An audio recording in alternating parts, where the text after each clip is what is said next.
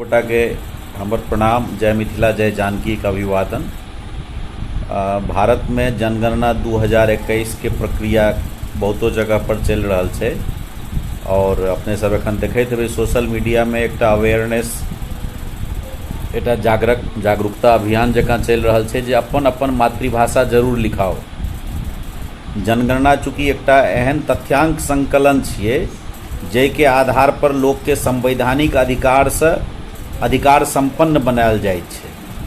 जे मुख्य बात छै वो सबटा भाषा पर आधारित होइत छै। संविधान से अधिकार तखने हम अहाँ प्राप्त करबै जखन हमर भाषिक उपस्थिति ओहि देश में मजबूत अवस्था में देखेबै।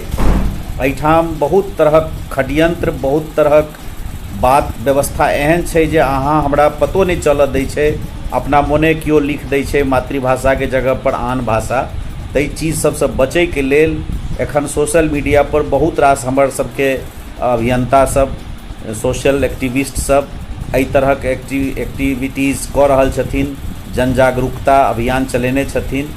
बीइंग मैथिल के वास्ते हम प्रवीण नारायण चौधरी मैथिली भाषा और मिथिला संस्कृति के एक छोट अभियानी अहाँ सब गोटा से आग्रह करब जे बहुत सावधानी पूर्वक बहुत सजगता के संग भाषा के विषय में मातृभाषा के स्थान पर अपन मातृभाषा मैथिली के जरूर प्रवेश कराओ। जरूर ओहिठाम अपन मातृभाषा मैथिली लिखाओ। धन्यवाद।